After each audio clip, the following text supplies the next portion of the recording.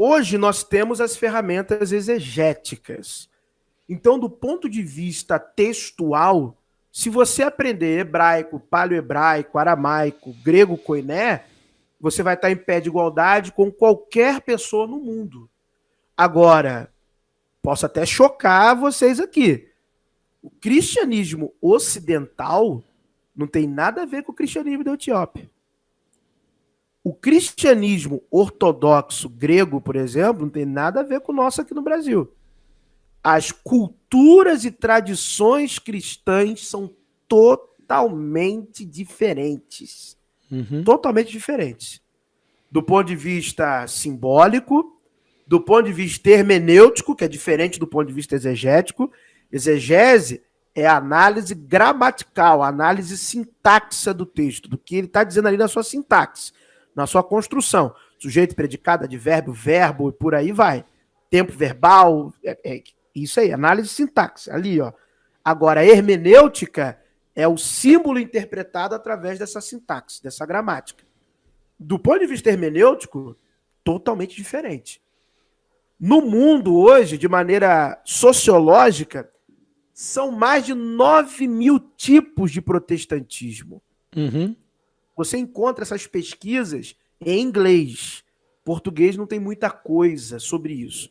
Mas em inglês, você acha fácil. Primeira página do Google.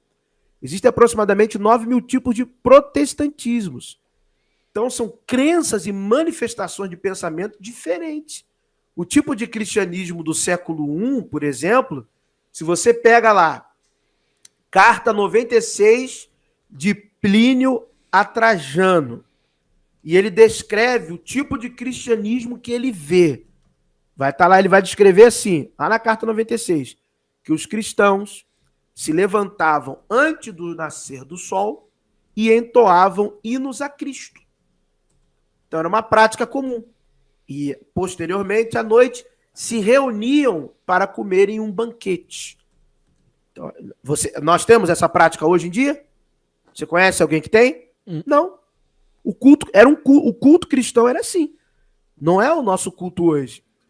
Na própria carta 96, de Plínio a Trajano, ele vai dizer que quando estava investigando acerca dessa nova crença, desse Cristo, e algumas pessoas já tinham deixado de ser, outras eram, havia uma denúncia, porque ele estava preocupado com o que era essa nova seita, esse novo partido, entregam a ele 2 escravas, que, segundo os denunciantes, eram ministras desse novo culto.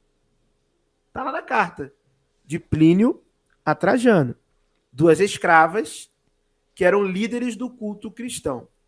Então, hoje nós temos problemas com mulheres dirigindo igrejas. Tem gente que acha isso errado.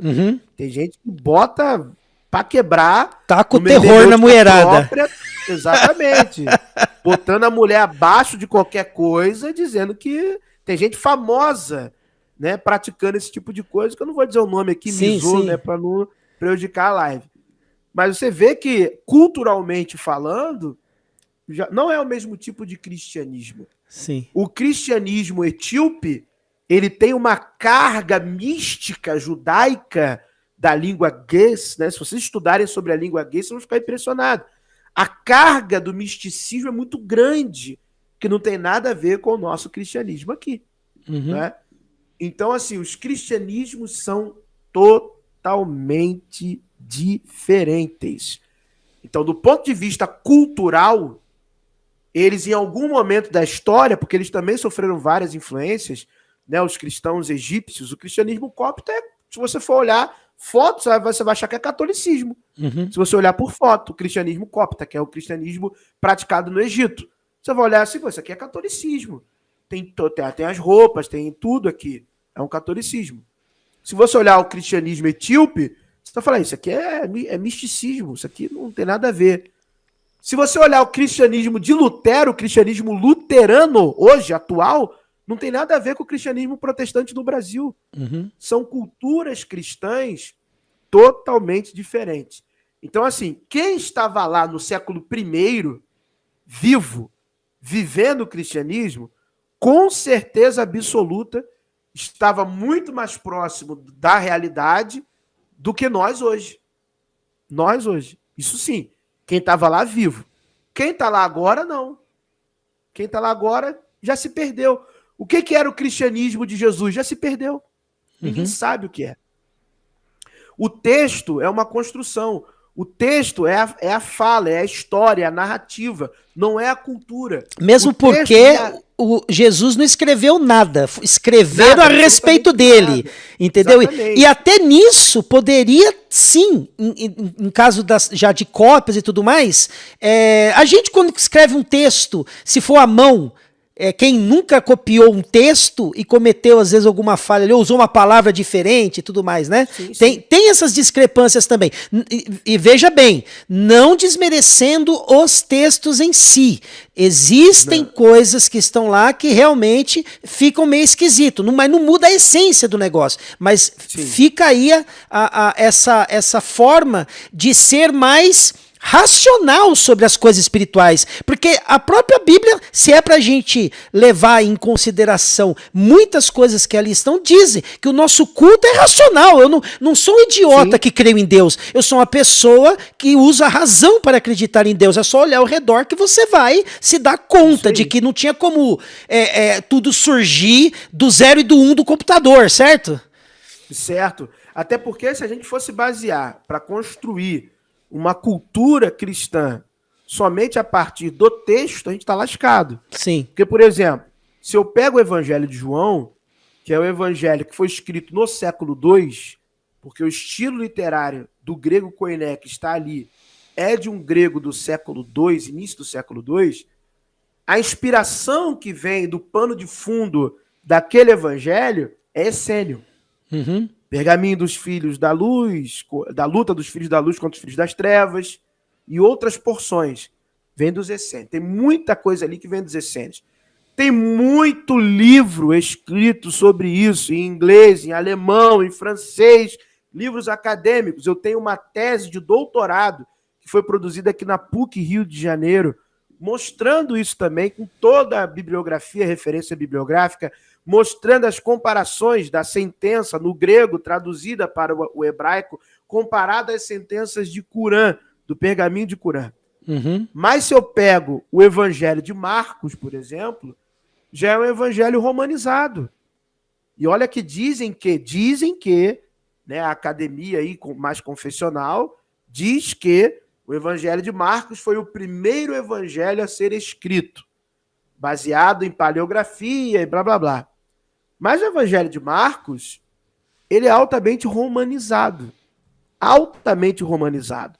Várias expressões que você tem no evangelho de Marcos, você encontra na literatura romana. Várias. Inclusive, eu estou até com material para fazer um vídeo sobre isso.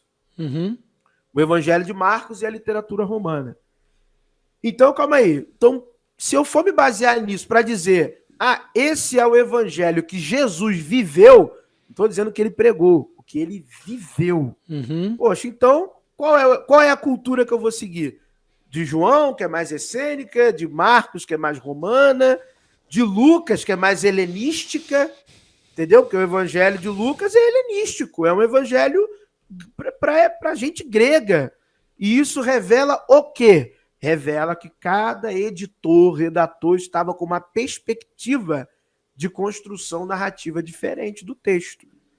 Então, quem de fato vive o melhor evangelho, ou viveu, melhor dizendo, é quem estava vivo na época em que essas coisas eram ditas. Não estou dizendo nem escritas, que eram ditas, entendeu? E aí, o cristianismo em si, né, se você for pesquisar bem a fundo, o cristianismo em si é um tipo de gnose, não gnosticismo. Gnosticismo é um movimento de seitas gnósticas, ou seja, seitas que a partir da gnose começaram a formar um pensamento de religião. Sim. Gnose não. Gnose é uma sabedoria antiga, que não vem da Grécia, vem do Egito, vem da Índia. Eu não lembro a palavra equivalente na língua egípcia, mas no sânscrito eu lembro. É ginana ou gnana. É a mesma coisa que gnose no grego. Só que o termo sânscrito vem antes dos gregos. Então é uma sabedoria metafísica, do transcendente, do sagrado, né, do destino da alma dos homens, da existência do mundo, da comunicação interna. Então, na Grécia, nós temos como expoente Platão, por exemplo, né? E nos textos de outras tradições, outros escritores, tá? Então, o cristianismo não era gnosticismo, mas era um tipo de gnose. Era um tipo de sabedoria oculta e mais elevada.